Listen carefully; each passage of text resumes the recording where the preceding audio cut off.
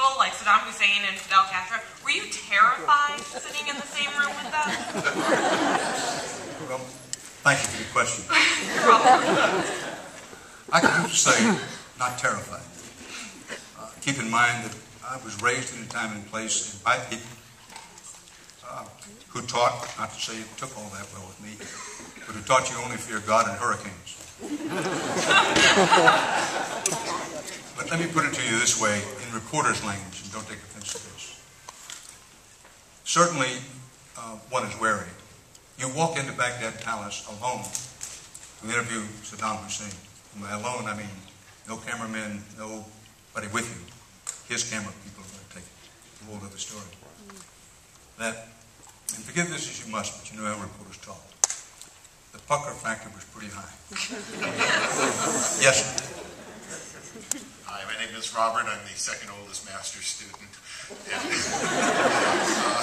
on the way here today, I was listening to NPR, and they reported a story about the St. Pete Times had done an investigation of the Church of Scientology.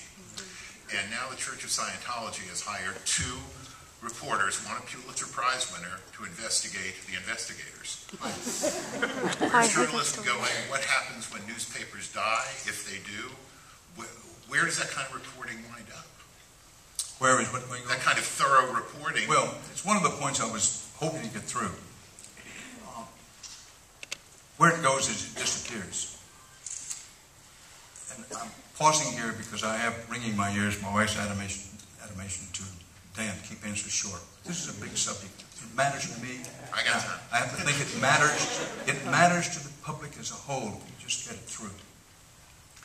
That newspapers that are crumbling, they are in crisis. One newspaper after another. Newspapers still form what Alex Jones of Harvard University has called the iron core of American reporting. That is, most, not all, most really hard-edged investigative reporting is still done by print.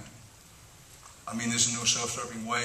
On my program now, Dan Rather reports on HDNet, we try to specialize in investigative reporting.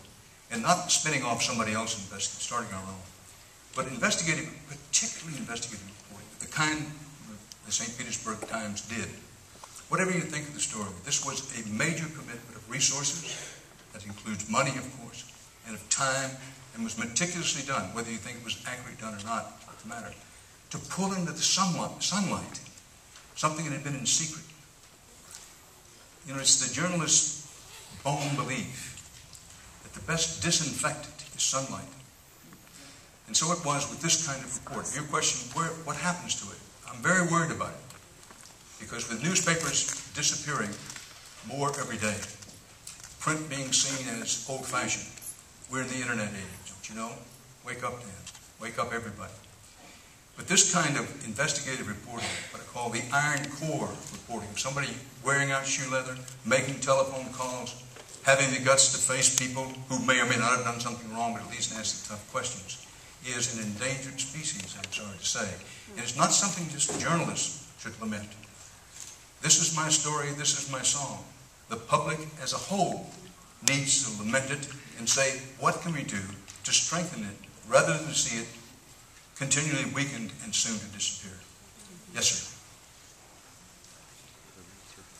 Mr. Rather, first and foremost, I think I speak for many of my peers that we're honored and privileged that you come to speak to us tonight. Broadcast journalist. I'm a broadcast journalist, and I look up to you because you're one of the figureheads of what I call the golden age of news.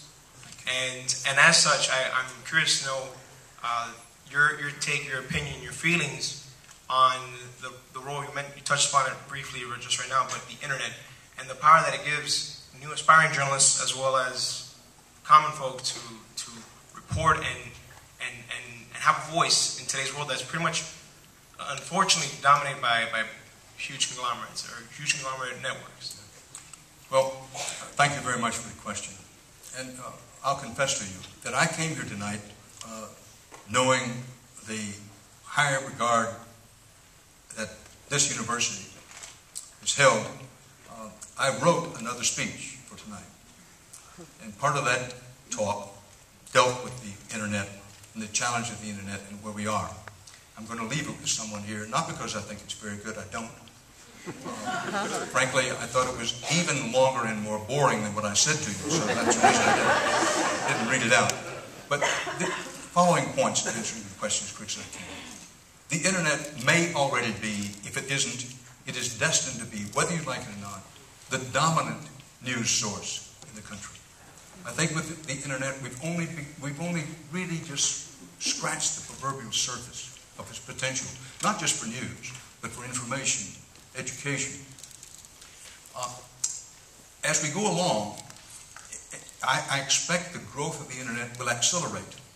We've had fast growth. My expectation is it will grow many times over and faster than we imagine. So here's where you are in journalism. The old order is pretty much gone, but the new order is not yet in place. It's what the Roman Catholic Church calls an interregnum. We're in an interregnum. The old order is pretty much going. The new order is not yet in place. And I'm a great believer in the internet, have been from the beginning, use it all the time. But part of the problem is most of what passes for, quote, news on the internet, not all, but most of it, feeds off what has already been in print, or maybe on television and radio. That most of the news sites on the internet, they aggregate material from other places. They consolidate material others have done. And even when they comment on it or do an analysis on it, it's from that. It comes from what I've described before as that iron core. No iron core has really developed the internet yet. There are some exceptions to this. And it's so wide and vast that, among other things, it has led to young people, particularly young people such as yourself. And again, I'm desperately opposed to being patronizing, but so often I find young people say, look, I don't read a newspaper, I don't read a magazine, I don't watch news on television, I get my news off the internet. Well, the problem is that unless you really work hard at it, if you work hard at it, you can succeed to a degree, but if you don't work hard at it, you just go to those things that interest you. You just go to those things, those sites that you already agree with, and you feed off yourself.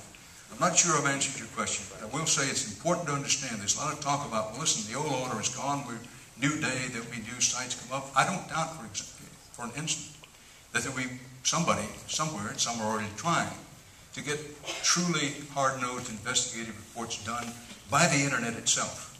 I think that will grow as it. But in the interim, what is it that we do? And my suggestion is we think about the fact that while the internet, if it isn't already, will become dominant, it will not completely wipe out, in my opinion, print in some form, newspapers, magazines, and for that matter, not all radio and television news. It'll be supplemental, dominant supplemental, in the same way when radio came along, everybody in newspapers said, God, we're finished. If you couldn't hear this on the radio, why'd they buy newspapers? Then when television came along, they said, well, radio and television are going to be wiped out. It's the new thing. And now we have the internet. I just don't think that will happen. But I'm worried about this interim period. It's a crisis period for journalism. Because the kind of what I call wear out shoe leather, make telephone calls, hard-nosed, investigative, expensive reporting, by and large, is not available on the internet. Thank you. Thank you. Yes, ma'am. Hi, my name is Jennifer, and I'm in broadcast journalism, and it's a pleasure to meet you, by the way. My question is the following. You are known to ask tough questions for highly elected government officials and questioning them, especially during a time at war.